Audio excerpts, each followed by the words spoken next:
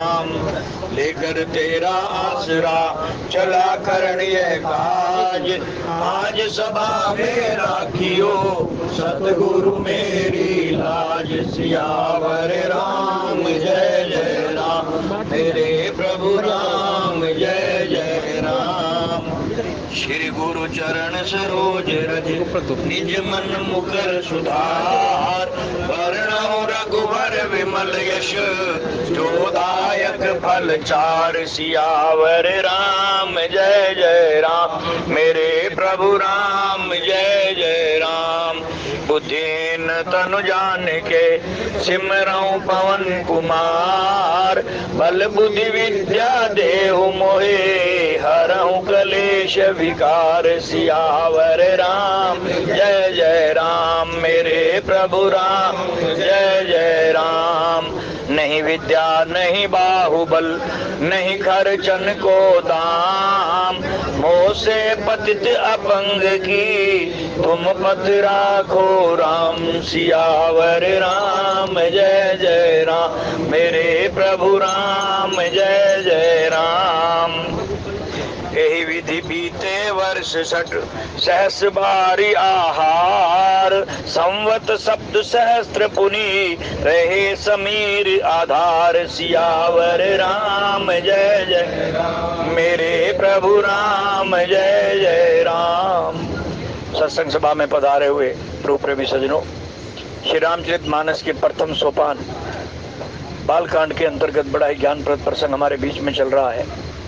मनुष्य जाति के प्रथम पुरुष, प्रथम मनुष्य मनु जी महाराज, जहाँ से ये मैथुनी सृष्टि प्रारंभ हुई और मानव जाति का उद्गम हुआ, प्रारंभ हुआ। इससे पहले ब्रह्मा जी मानसिक सृष्टि करते थे, मन से संकल्प करते थे। ऋषि मुनियों का अवतार, देवताओं की उत्पत्ति, ये सब माया के द्वारा हुई और फिर ब्रह्मा जी की उत्पत्ति भी माया द्वारा हुई। फिर ब्रह्मा जी ने अपनी शक्ति से प्रभु से प्रेरणा लेकर लाखों वर्ष तक तप किया। तप करके फिर उन्होंने मानसिक सृष्टि का प्रादुर्भाव किया। उसके पश्चात उनके बाएं भाग से, यानी बाएं कंधे से एक मनुष्य आकृति का जन्म हुआ या उत्पत्ति हुई, और दाएं कंधे से नारी जाति। ये जोड़ा उन्होंने बनाया, जिनका नाम रखा मनु और शत्रुपा। यहाँ से उन्होंने उनको हुक्म दिया कि आप आगे मैथुनी सृष्टि का प्रारंभ करो। सब जीव जंतु जितने भी थे अब तक मानसिक ही होते थे, लेकिन अब मैथुनी सृष्टि शुरू हुई, मनुष्य जाति का प्रादुर्भाव हुआ और इतना विस्तार हुआ सृष्टि का कि उनके बहुत से बालक, बहुत से पुरुष, नारी इत्यादि उत्पन्न हुए, जिनमें मुख्य 3-4 का जिक्र मानस में किया गया। उत्तानपाद नाम का उनका बड़ा बेटा, प्रियव्रत नाम का छोटा और देवहूति नाम की उनकी कन्या। ऐसे बहुत से उनके बालक हुए, पुरुष और स्त्रियों के रूप में, और इस तरह विस्तार होता गया। ऐसा करते करते जब मनुष्यों की गिनती भी इतनी बढ़ गई कि गिनती से परे हो गए, तब मनु जी महाराज के मन में विचार आया कि बहुत विषय भोग लिए। मनुष्य विषयों का आदी होता चला जाता है। जैसे जैसे उम्र बढ़ती है वैसे वैसे उसकी विषय भोगों में आसक्ति भी बढ़ती जाती है। हर प्रकार के विषय में, काम वासना से लेकर लोभ, क्रोध इत्यादि, इनमें उसकी प्रवृत्ति बढ़ जाती है। और जैसे जैसे उम्र बढ़ती है वैसे वैसे ये आग भी और तेज होती जाती है। लेकिन श्री राम जय राम जय जय राम, ये आग और तेज होती जाती है। और जैसे जैसे ये वासनाओं की आग धधकने लगती है, भड़कने लगती है, मनुष्य माया के वशीभूत होकर के इन विषयों को और भोगने की चेष्टा करता है, इन विषयों के अंदर और समिधा डालना चाहता है, और ये आग और भड़कती जाती है। लेकिन प्रकृति का ये नियम है कि यद्यपि मन इन विषयों को भोगते भोगते भोगते भोगते नहीं थकता, शरीर की इंद्रियां जवाब दे जाती है, इंद्रियों में शक्ति नहीं रह जाती, शरीर बूढ़ा हो जाता है। मन तो 80, 90, 95 साल की भी उम्र में चाहता है कि मैं ऐसे ऐसे पदार्थ खाऊं जो मेरे बालक, दोते पोते बच्चे खा रहे हैं, मैं भी खाऊं। मन उनको देख करके लालायित होता है। यही विषय की आग है। आग भड़की, मन ने कहा खा, लेकिन इंद्रियां तो जवाब दे गई, मुंह में दांत ही नहीं है। कैसे खाएगा? मन कह रहा है खा, ये विषय भोग, इंद्रियों में शक्ति नहीं है। मन और विषयों की लालसा करता है कि ये वाला विषय भी भोग ले, ये भी भोग ले, लेकिन शक्ति नहीं है। मन देखता है कि मेरे दोते पोते, मेरी बहुएं इत्यादि, मेरे मित्र दोस्त, जो उनके बच्चे तीर्थ यात्रा पर जा रहे हैं, मन कहता है तू भी चल, लेकिन जवाब ही नहीं, टांगों में घुटनों में तो दम ही नहीं है। इंद्रियां जवाब दे गई, लेकिन मन नहीं मानता। मन विषयों का आदी हो चुका है, मन विषय भोगना चाहता है, लेकिन इंद्रियां तैयार नहीं है भोगने के लिए। ऐसे में एक समय ऐसा आता है जब व्यक्ति बिल्कुल लाचार हो जाता है, तब सोचता है, मन में ख्याल आता है कि मैंने सारी जिंदगी ऐसे ही बिता दी। किया क्या मैंने? अपने लिए तो कोई कमाई की नहीं, सारी जिंदगी बच्चों के लिए, पोतों पड़पोतों के लिए, संसार के लिए पराया गधा ही बना रहा, इनके लिए करता रहा। धन दौलत भी कमाया तो इनके लिए, रिश्वतखोरी, अनाचार, व्यभिचार, जो भी किया, जैसे जैसे पैसे कमाए, दूसरों की जमीन हड़पी, लोगों से धोखा किया, देश से गद्दारियां की, किसके लिए? क्या जा रहा है तेरे साथ? ये ख्याल उसको तब आता है जब इंद्रियां जवाब दे जाती। भोग पड़े होते हैं, भोग नहीं सकता। सामने पदार्थ पड़े हैं, इंद्रियां जवाब दे चुकी हैं, खा नहीं सकता, तीर्थों पर जा नहीं सकता, आंखों में रोशनी नहीं रही, देखना चाहता है नए नए नजारे, नए नए दृश्य, लेकिन आंखें जवाब दे गई, दांत जवाब दे गए, कान जवाब दे गए, सभी प्रकार की इंद्रियां शिथिल पड़ गई, शरीर एक किस्म का पूरे अंग जवाब दे गए। फिर उसके मन में ख्याल आता है कि जिन पदार्थों के लिए मैंने सारी जिंदगी बर्बाद कर दी, लगा दी, वो पदार्थ एक भी मैं भोग नहीं सकता, उनका आनंद ले नहीं सकता। जितना धन मैंने छल कपट से इकट्ठा किया वो मेरे साथ जा नहीं सकता। अब क्या करूं? तब उसको नजर आता है सत्संग, किसी संत का सानिध्य, उससे अगर उसको प्रेरणा मिल जाए और वो भी पूरा संत मिल जाए और इस ओर उसके स्टीयरिंग को मोड़ दे कि भैया माया से मन हटा, माया से विमुख हो जा और प्रभु के सम्मुख हो जा। क्योंकि भगवान का ही ये वचन है, राम का ही ये वचन है, सम्मुख होए जीव मोए जभी, नासई कोटि अग ते जन्म ते ही तभी। जैसे जैसे जीव मेरे सम्मुख होता है उसके सारे पाप मैं माफ कर देता हूँ, उतरते चले जाते हैं। लेकिन हमारा क्या असूल है कि हमने जब से जन्म लिया हम प्रभु के विमुख हुए बैठे, हमने प्रभु की ओर पीठ की हुई है, संसार की ओर मुंह किया हुआ है, माया के भोगों की ओर मुंह किया हुआ है, लेकिन उससे हम तृप्ति नहीं होते।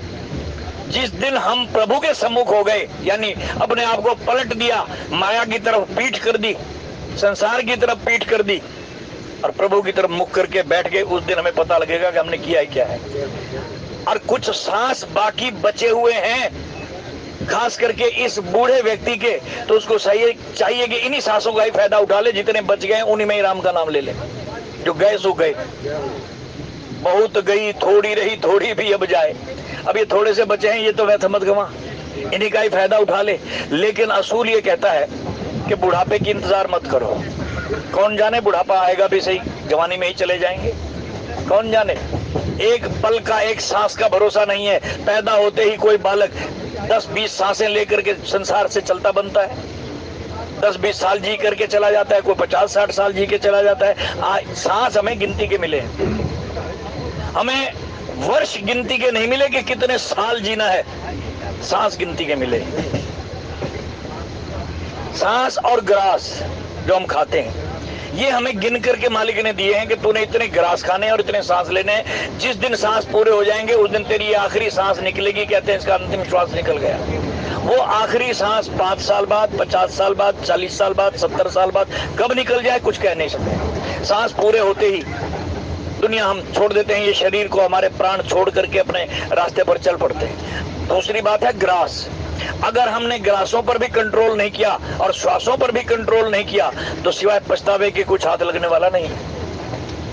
ग्रास गिनती के मिले हैं और हम इतना खा लेते हैं कि जितनी भूख है उससे भी ज्यादा। इसलिए नियम बनाए गए मनु स्मृति के अंदर। ये मनु जी महाराज जिनका जिक्र चल रहा है, इन्होंने एक स्मृति बनाई, एक पुराण बनाया, मनु पुराण, मनु स्मृति, जिसमें कुछ नियम बनाए गए कि रात का खाना कितना खाना है, कितना शेष छोड़ना है, दोपहर को कितना, ये नियम बनाए गए। लिमिट में खाओ, क्योंकि इंद्रियां और मन तो मांगेंगे लेकिन पेट तो अपना है ना। ऐसा ना हो कि इतना ज्यादा खा जाओ कि समय से पहले ही ग्रास खत्म हो जाए। और समय से पहले अगर हमारे ग्रास पूरे हो गए, जितने हमने खाने हैं, सांस बच गए, तो फिर सांसों का क्या होगा? वेंटिलेटर पर पड़े पड़े बिताएंगे। ग्रास तो खत्म हो गए, हॉस्पिटल में पड़े हैं, वेंटिलेटर पर पड़े हैं, खा सकते नहीं क्योंकि हमारे जितने अन्न के दाने हमको गिन के दिए गए थे हम खा चुके, समय से पहले समाप्त कर दिए। लेकिन अब सांस तो बाकी बचे हुए हैं, वो सांस ले रहे हैं पड़े हुए वेंटिलेटर में। आप लोगों को जब कभी मौका मिले तो हॉस्पिटल्स में जाकर के देखना, नाक में सांस की नलियां लगी हुई हैं, जो है यहाँ से एक नली डाली गई है, उससे लिक्विड खुराक दी जा रही है, ग्रास नहीं खा रहा क्योंकि पहले ही खा चुका, जवानी में भोग चुका।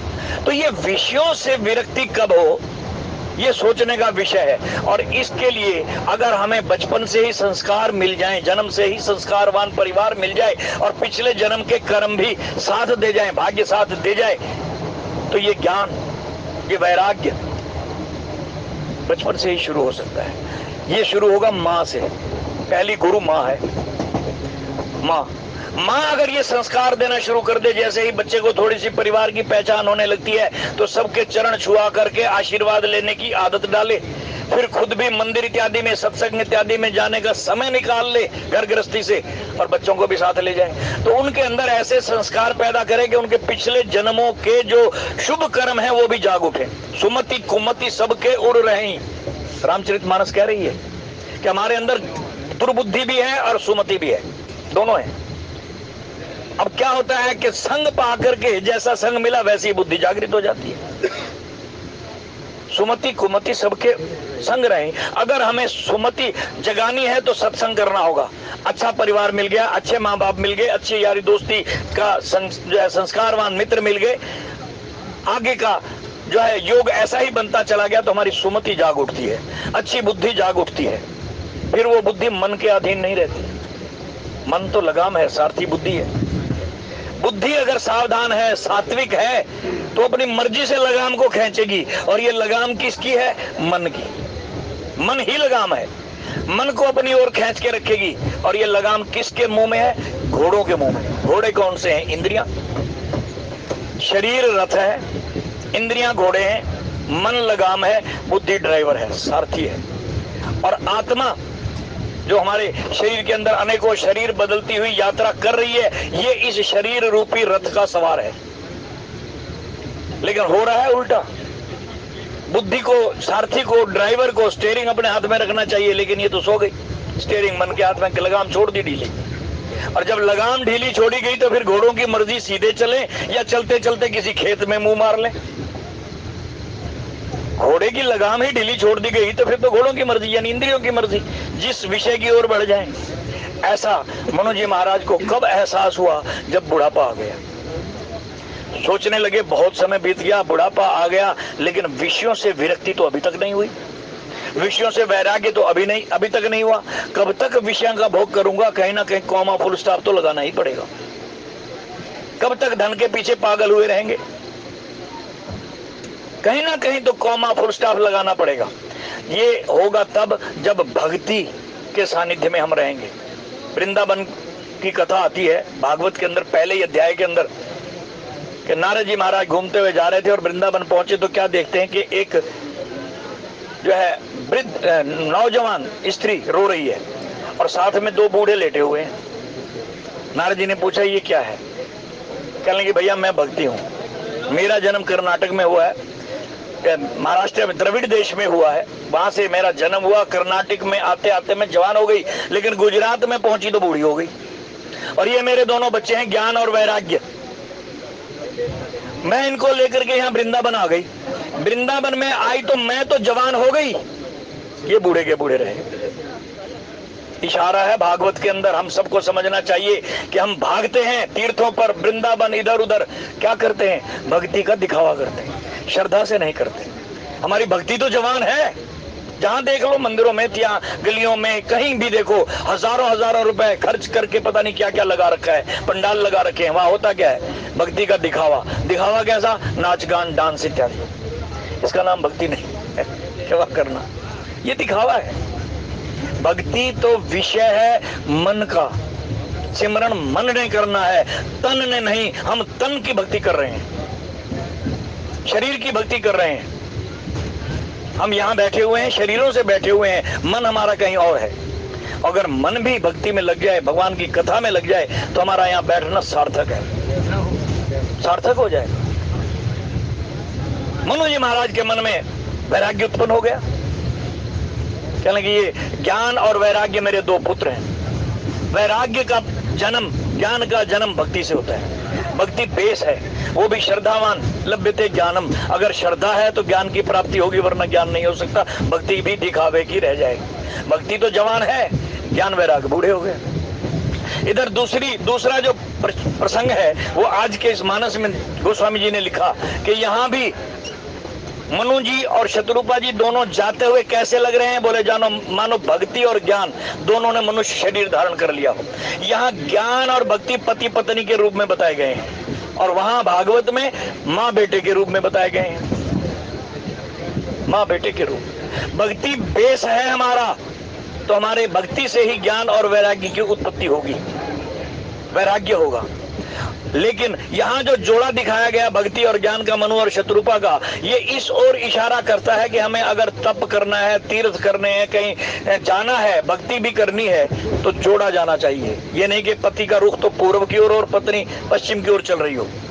पति का गुरु कोई और, पत्नी का कोई और, पत्नी कोई और धर्म मान रही है, पति कोई और मान रहा है, तो घर में सिवाय एक किस्म के खिंचाव के और कुछ नहीं होगा। इसलिए दोनों को एक ही दिशा में चलना चाहिए। प्रसंग एक और भी हमने इसमें पढ़ा, सती और भगवान शिव का, वो भी जोड़ा है। वो भी जा रहे हैं, लेकिन भगवान के दर्शन उनको भी हुए राम के रूप में। राम वहां उनको वनवासी वेश में मिले। अब ज्ञान प्रगाढ़ था, राम को पहचान गया, लेकिन जिसकी बुद्धि प्रधान थी वो नहीं पहचान पाई सती। दोनों के रास्ते अलग अलग थे। एक बुद्धि की बात मान रहा है, एक मन को विषय, मन को आधार बना करके ज्ञान के रास्ते पर चल रहा है, लेकिन दोनों के रास्ते अलग अलग। रिजल्ट ये हुआ कि दोनों बिछुड़ गए। सती को अपना दहन करना पड़ा, शरीर जलाना पड़ा, अगले जन्म में फिर प्राप्ति हुई भगवान शंकर की। भगवान के यहाँ पार्वती के रूप में जन्म लिया, फिर जाकर के उसी रास्ते पर आई जिस रास्ते से भटक गई थी। बुद्धि अगर भटक जाए तो सत्संग करो, प्रभु की कृपा से सत्संग मिल जाए, क्योंकि अपनी मर्जी से सत्संग भी नहीं होता। बिन सत्संग विवेक ना होई, राम कृपा बिन सुलभ न सोई। हम यहाँ जितने भी लोग आए हुए हैं अपनी मर्जी से नहीं आए, ये प्रभु की विशेष कृपा है। कई जन्मों का कोई फल, कोई पुण्य हमारा जागृत हो उठा, प्रभु ने दे दिया कि ये ले तेरे इस शुभ कर्म का, पुण्य का ये फल है कि तू सत्संग में जा। अपनी मर्जी से कोई नहीं आता। प्रभु की कृपा की डोर यहाँ खींच करके हमें लाई, और जब यहाँ आ गए और मन इन्वॉल्व हो गया, मन लग गया सत्संग में, तो फिर क्या होगा? विवेक की जागृति हो जाएगी, ज्ञान मिल जाएगा। ऐसे ही मनु और शत्रुपा की जोड़ी जो है वो एक ही दिशा में चल रही है। दोनों का मन और बुद्धि सम है। जो पति का रास्ता है वही पत्नी का रास्ता है। परिणाम क्या हुआ कि इनको भी भगवान मिले, भगवान उनको भी मिले, भगवान इनको भी मिले, लेकिन उनके रास्ते अलग अलग थे। एक बुद्धि का कहना मान रहा है, दूसरा मन का कहना मान रहा है। दोनों के अंदर वैमनस्य पैदा हो गया, दूरियां बढ़ गई। यहाँ दोनों एक ही बात मान रहे हैं, जो मेरा पति करेगा वही मैं करूंगी। आगे आज ही के प्रसंग में हम देखेंगे कि जब भगवान ने वरदान दिया ना, तो शत्रुपा को भी कहा कि देवी तुम भी कुछ मांग लो। कहने लगी मैं क्या मांगू, जो मेरे पति ने मांग लिया वही मेरा है। ये है समन्वयता, समता, धी, समधी, बुद्धि बराबर होनी चाहिए, एकत्व मात होना चाहिए। ये नहीं पति कुछ मांग रहा है, पत्नी कुछ और मांग रही है, ऐसा नहीं। पत्नी का रास्ता और है, दोनों ने एक ही मंत्र का जाप किया। दोनों गोमती नदी के किनारे पहुंच गए, नैमिष्या अरण्य में तप करने के लिए। मन में वैराग्य आ गया था, वैराग्य की उत्पत्ति हुई बुढ़ापे में। चलो कोई बात नहीं, बुढ़ापे में ही सही, बुढ़ापे में ही सही होना तो ये चाहिए कि जैसे मैंने उदाहरण दिया कि ये बचपन से ही शुरू हो जाए। माँ बाप बचपन से ही बच्चों की आदत अपने साथ ले जाकर के सत्संग में बैठना तो सिखाएं। ज्ञान तो हो जाएगा, जैसे जैसे बच्चा बड़ा होगा उसको ज्ञान हो जाएगा, लेकिन पहले प्री नर्सरी वाला कोर्स तो करा दो। प्री नर्सरी में बच्चों को इसलिए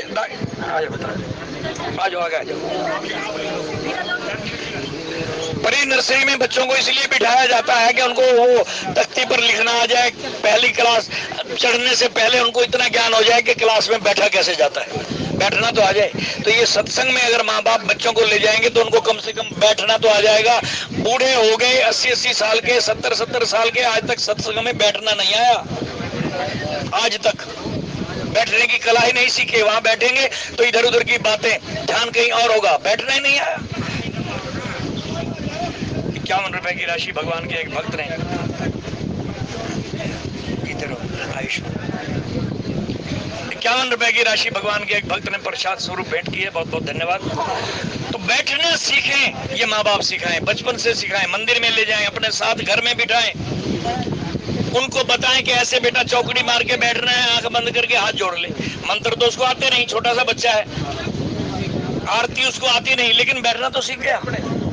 ये संस्कार बचपन से आने चाहिए और जवानी तक परिपक्व हो जाने चाहिए।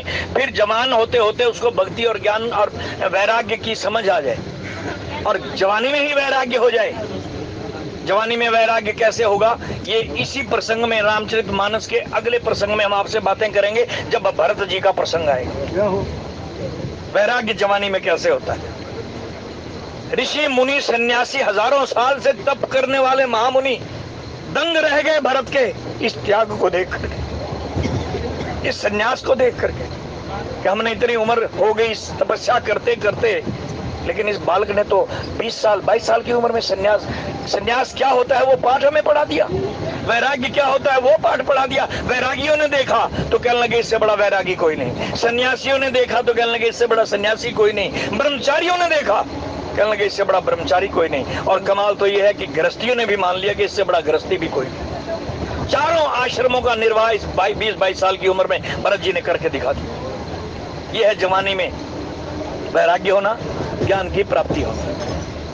खैर कोई बात नहीं, अगर जवानी भी बीत गई, नहीं कर सके तो बुढ़ापे तक तो आते आते हमारी वृत्तियां चेंज हो जाएं। जब इंद्रियां ही जवाब दे गई कोई भोग हम भोग नहीं सकते किसी भी प्रकार से, तब तो कम से कम सत्संग से जुड़ जाओ।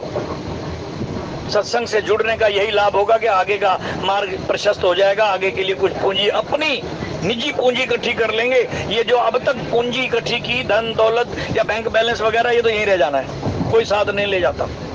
सिकंदर जैसे महान जिन्होंने दुनिया जीत ली, वो भी यहीं छोड़ करके चले गए, और आखिरकार दुनिया को यही संदेश दे करके गए। रुतबा बुलंद था जिनका, 2 जहां के वाली थे, सिकंदर जब चला दुनिया से दोनों हाथ खाली थे। ये संदेश दे करके गए। तो यही संदेश पल्ले बांध लो कि ये सब कुछ यहीं पड़ा रह जाएगा, खाली हाथ जाना है। लेकिन खाली हाथ शरीर जा रहा है कोई बात नहीं, मन खाली नहीं जाना चाहिए। मन का धन, मन की पूंजी इकट्ठी कर लो, और वो पूंजी है सिमरन, भजन। भगवान का जितना ज्यादा करोगे ये पूंजी हमारे साथ जाएगी, हमारे अच्छे संस्कार हमारे साथ जाएंगे, हमारा किया हुआ पुण्य ये हमारे साथ जाएगा। जितना सिमरन करोगे ये हमारी अपनी निज पूंजी है, इसको कोई छीन नहीं सकता। जो सांसारिक पूंजी थी वो बच्चों ने अपने नाम करवा लिए, अंगूठे लगवा लिए, इंतकाल चढ़वा लिए, करवा लिए, लेकिन जो हमारी अपनी पूंजी है, नाम की कमाई है, वो कोई छीन नहीं सकता। खर्च न खूटे चोर न लूटे, मीरा। ना चोर लूट सकता है, ना खर्चने से खत्म हो सकती है। वो पूंजी इकट्ठी करो भाई, वो हमारे अपनी है, वो हमारे साथ जाएगी। और इसकी प्रेरणा, इसकी शिक्षा बचपन से मिलनी चाहिए। जवानी में मिल जाए तो और अच्छा है, नहीं तो बुढ़ापे तक तो सुधार हो ही जाना चाहिए। आज बुढ़ापे में मनोज जी महाराज ने तपस्या का रास्ता चुना। तप करते करते कितना कठोर तप किया, दिखावा नहीं था, बल्कि सच्ची श्रद्धा से भगवान के को प्राप्त करने के लिए मन में ये धारणा कर ली कि वेद जिसके बारे में नेति नेति कहते हैं, वेदों से पूछा, वेद पढ़े, शास्त्र पढ़े, स्मृतियां पढ़ी, स्वयं एक स्मृति लिखी, मनुस्मृति। वेदों से पूछा कि उस भगवान के बारे में बताओ जिसका तुम जिक्र कर रहे हो, 18 पुराणों में जिक्र किया है, वो क्या है। उन्होंने भी उनकी कथाएं और अवतारवाद तक सीमित रहे। आगे जो उसका तात्विक ज्ञान था, ब्रह्म ज्ञान था, जो वास्तविक ज्ञान था, वो वेद भी नहीं बता पाए। हाथ खड़े कर दिए, नेति नेति, इतना ही हम जानते हैं, आगे नहीं जानते। ऋषि मुनियों से पूछा, कोई नहीं बता सका उसका भेद। आखिरकार प्रेरणा मिली कि स्वयं अनुभव करो। निज अनुभव में कहूं खगेशा, भजन न जाहि कलेशा। भजन करो, सिमरन करो, भजन से ही उसकी प्राप्ति होगी, उसका ज्ञान होगा। बाकी किताबी ज्ञान तो बहुत है, और किताबी ज्ञान वेद देते देते थक गए, फिर हाथ खड़े कर दिए, पुराणों में कथाएं दे दी, अवतार बता दिए, इतने अवतार हुए भगवान के। लेकिन किस भगवान के, कौन से भगवान का ध्यान करना है? उन्होंने तो कईयों की कथाएं कह दी, अनेकों अवतार बता दिए। लेकिन जिस ईश्वर की हमने आराधना करनी है, जो एक है, जो निराकार है, जो सबके अंदर है, जो ब्रह्मा विष्णु महेश का भी बाप है, त्रिदेवों का, और हम इन 3 देवताओं के साथ साथ 33 करोड़ और को मान करके बैठ गए, उन्हीं की शरण में जाते हैं कि हमारी इच्छा, हमारी जो पूर्ति है वो इंद्र की पूजा करने से हो जाएगी, फलाने देवता की से हो जाएगी। ये सब के सब माया के अधीन है। इनकी दी हुई संपदा भी माया के अधीन है और वो नष्ट हो जाने वाली, ये खुद भी नष्ट हो जाने वाले हैं और इनकी दी हुई संपदा भी। हमें तो उसकी प्राप्ति करनी है जो अनश्वर है, जिसके हम अंश हैं। ईश्वर अंश जीव अविनाशी, चेतन अमल सहज सुख राशि। हमें तो वो आनंद चाहिए जो कभी नष्ट ना हो, जो कभी समाप्त ना हो। और हम आनंद खोज रहे हैं इन देवी देवताओं में, इनकी दी हुई संपदा में, कि फलाने देवता के मंत्र वहां गए थे स्थान पर, हमारी मनोकामना पूरी हो गई, मेरे बेटे की नौकरी लग गई, 3-4 कारें आ गई, ये हो गया वो हो गया, पता नहीं क्या क्या बन गया, हमारे तो भाग जाग गए। हम इसी में आनंद ढूंढ रहे हैं। ये क्षण भंगुर है, थोड़े समय का है। अगर इस तरह का आनंद मिल भी गया और उसके अनुसार हमने कार्य कर भी लिए तो ज्यादा से ज्यादा क्या मिल जाएगा? स्वर्ग में भी यही राम रोड़ा है जो यहाँ है, मृत्यु लोक में है। यहाँ भी काम, क्रोध, लोभ, मोह, ईर्ष्या, द्वेष है, एक दूसरे से ईर्ष्या करते हैं, और वहां भी यही कुछ चल रहा है। और तो और बाकी देवताओं की तो बात छोड़ो, इन देवताओं का राजा है इंद्र, उसके अंदर सबसे ज्यादा काम भरा हुआ है, लोभ भरा हुआ है, ईर्ष्या भरी हुई है। किसी को तप करता हुआ देख ले तो जल जाता है, इसकी तपस्या भंग कर दो। स्वयं सरस्वती ने प्रताड़ित किया उसको, सरस्वती ने उसकी जो है ऐसी प्रताड़ना की कि ऊंच निवास नीच करतूती, सह न सकई पराई विभूति। तेरा इतना ऊंचा निवास है, इंद्र लोक तुझे मिला हुआ है, स्वर्ग से भी ऊपर, पितृलोक से भी ऊपर तेरा लोक है, सबसे ऊपर तुझे इतना जो है स्थान मिल गया, फिर भी तेरी ईर्ष्या खत्म नहीं हो रही, दूसरों को देख करके जलता है, सह न सकई पराई विभूति। और मन में ये कामना रखता है कि इंद्र पद भी मेरे लिए छोटा है, मैं ब्रह्मा का पद पा लूं। अरे यही तो यहाँ हो रहा है। लखपति सोचता है करोड़पति बन जाऊं, करोड़पति सोचता है अरबपति बन जाऊं, अरबपति बनता है सोचता है कई खरब का मालिक बन जाऊं। यही तो सोच रहा है। तेरे ए इंद्र, तेरे और आम आदमी में फर्क क्या रह गया? आम आदमी भी ऐसे यही चाहता है, और तू भी यही चाहता है कि इंद्र पद भी छोटा पड़ गया, ब्रह्मलोक की प्राप्ति हो जाए, ब्रह्मा का पद मिल जाए। तो भैया वहां भी यही है, यहाँ भी यही है। हमें तो इससे और आगे बढ़ना है। और कहाँ जाना है? वो आज मनु जी महाराज, हमारे प्रथम पुरुष मनु जी महाराज हमारा मार्गदर्शन कर रहे हैं। जैसे मैंने कहा ना, पहली गुरु माँ होती है, और ये मनु और शत्रुपा हम मनुष्य जाति के माँ बाप हैं। यहीं से शुरू हुई है मनुष्य जाति। जो ये बता रहे हैं हमें इनकी बातों को फॉलो करना चाहिए, लेकिन पहले ध्यान से सुने क्या कह रहे हैं। ए विधि बीते वर्ष 60 सहस बारी आहार, संवत 7 सहस्त्र पुनि रहे समीर आधार। इस तरह उन्होंने तप जब शुरू किया तो 12 मंत्र, 12 अक्षर का मंत्र, ओम नमो भगवते वासुदेवाय नमः, इस मंत्र का जाप करने के लिए गोमती नदी के किनारे नमश्चर्य में जाकर के बैठ गए। वहां सब तीर्थ भी किए, ये नहीं कि तीर्थ नहीं किए, वहां के जितने भी ऋषि मुनि थे, वो इस राजा की प्रजा थी, उन्होंने अपने राजा को सभी तीर्थ भी करवाए। फिर एक स्थान पर बैठ करके इन्होंने 12 मंत्र को मूल मंत्र मान करके तपस्या शुरू की, आराधना शुरू की, जप करना शुरू किया। जप करते करते क्या किया, एविधि बीते वर्ष 6000 साल बीत गए। सहस बारी आहार, जल पान करते रहे, कंदमूल फल त्याग दिए। पहले कुछ कुछ खाते रहे, एक समय खाते थे, एक समय नहीं खाते थे, थोड़ा थोड़ा खाते रहे ताकि शरीर जीवित रहे। एक समय ऐसा है कि कंदमूल फल आहार भी छोड़ दिया, फिर जल के सहारे रहे। जल के सहारे 6000 साल बिता दिए और कुछ नहीं खाया पिया। और उसके बाद संवत 7 सहस्त्र पुनि रहे समीर आधार, फिर जल भी छोड़ दिया, जल का भी त्याग कर दिया। किसके सहारे रहे? सिर्फ सांस लेते थे, वायु के सहारे। समीर आधार, समीर माने वायु, सांस के आधार पर 7000 साल और बिता दिए। और उसके बाद वर्ष सहस 10 त्यागे, 100 ठाड़े रहे, एक पद दो। फिर एक पैर पर खड़े हो गए, दूसरा पैर मोड़ करके ऊपर उठा लिया और ऊपर की तरफ हाथ करके एक पैर के ऊपर खड़े होकर के वायु भी छोड़ दी, सांस लेना भी बंद कर दिया। प्राणायाम, प्राणायाम की विधि, यानी अपने सुरत को समेट करके, जैसा कि हमारे संत महात्मा में बताते हैं कि ये काम रोज कर सकते हो तुम। अपनी सुरत को, अपनी चेतना को, अपने ख्याल को पैर के तलवों से समेटते हुए यहाँ तक ले आना, 10वें द्वार तक ले आना, शरीर को खाली कर देना।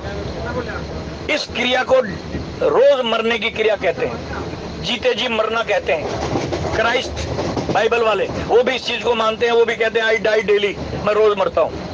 कैसे मरता हूँ? अपनी आत्मा को, सुरत को, यानी अपने प्राणों का आयाम समेट करके यहाँ ठिकाने पर ले आता हूँ जहाँ ईश्वर और आत्मा दोनों इकट्ठे रहते हैं। वो सखा, दोनों मित्र हैं। जीव भी यही है और जीव का मालिक परमात्मा भी यही। जीव और ब्रह्म का ये ठिकाना है। यहाँ हमने प्राणों को समेट करके लेकर के आना है, यानी वायु का भी त्याग। इस प्रकार उन्होंने 10,000 साल तक प्राणायाम की साधना करते हुए एक पैर पर खड़े होकर के साधना की, और फिर मांगो वर बहु भांति लुभाए, परम धीर नहीं चले चलाए, विधि हरिहर तप देखी अपारा, मनु समीप आए बहु बारा। अब इतना कठोर तप देख करके ये तीनों देवता ब्रह्मा विष्णु और महेश ये एक बार नहीं कई बार आए।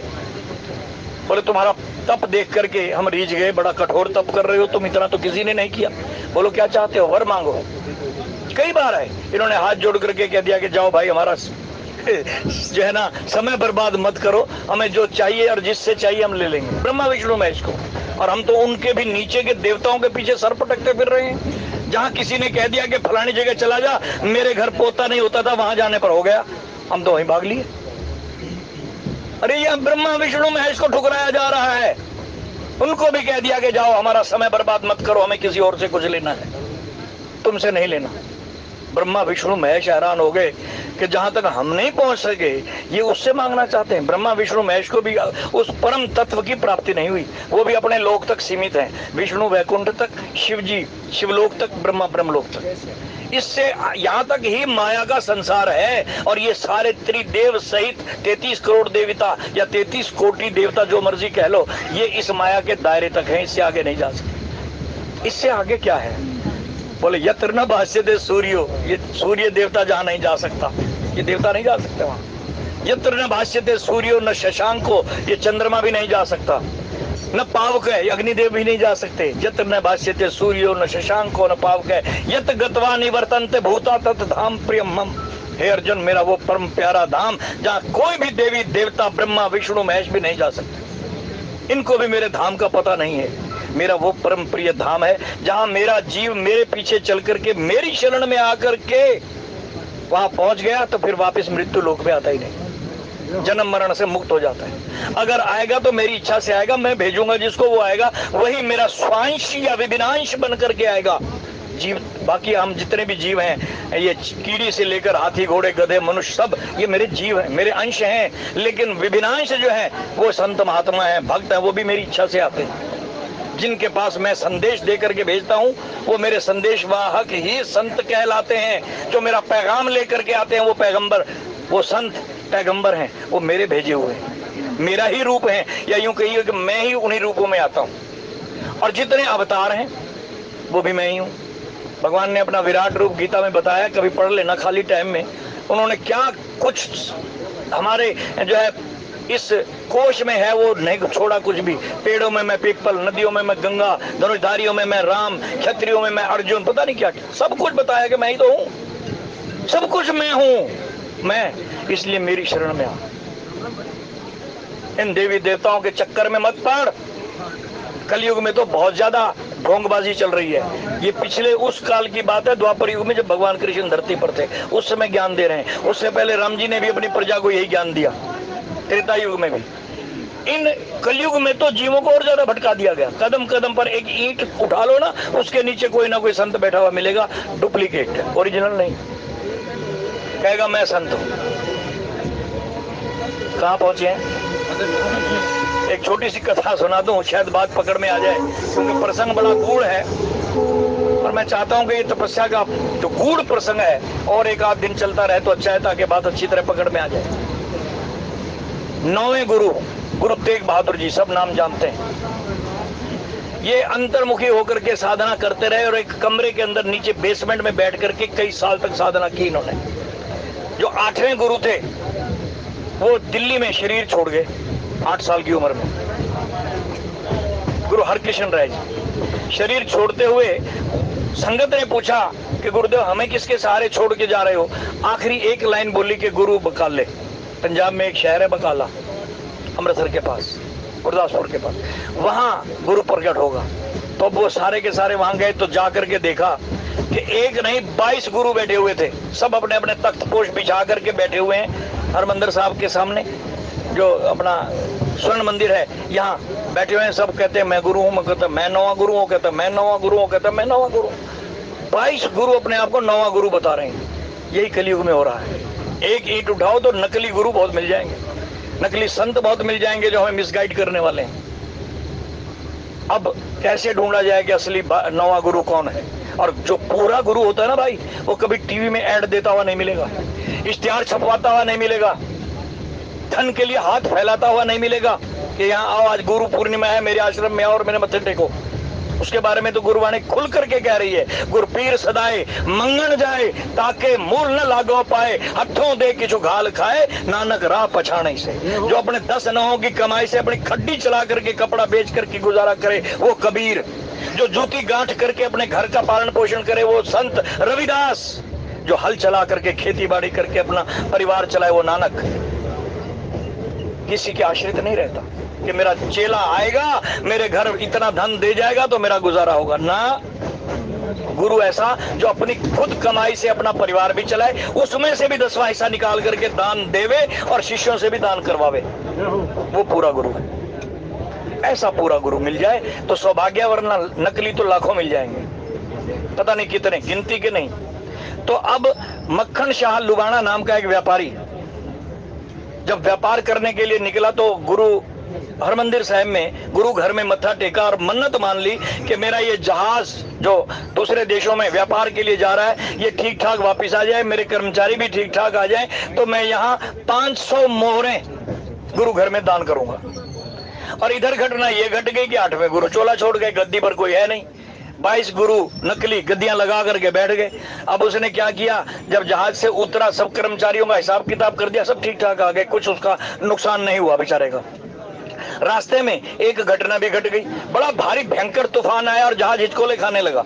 तो उसने गुरु को याद किया, कहने कि गुरुदेव मैं अपने लिए कुछ मेरे लिए बचे या ना बचे, लेकिन ये जो कर्मचारी मेरे अधीन है ना, इनके बाल बच्चे 6 महीने से इनकी इंतजार कर रहे हैं, ये मेरे साथ गए हुए थे, इनको ठीक ठाक इनके घर पहुंचा दे, इनके बच्चे इसकी इंतजार कर रहे हैं, इतनी मेरी प्रार्थना स्वीकार कर ले। और प्रार्थना स्वीकार हुई, जहाज बच गया है, तूफान रुक गया।